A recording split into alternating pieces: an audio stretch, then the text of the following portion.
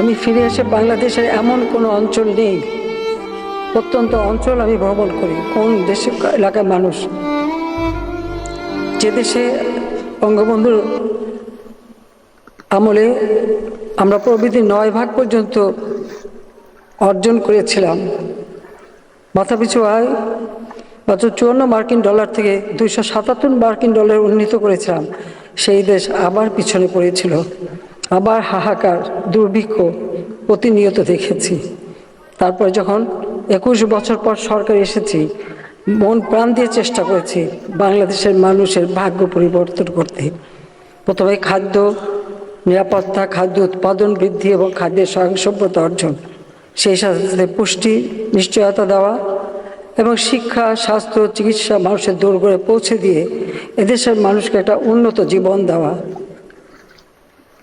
প্রথমবার 5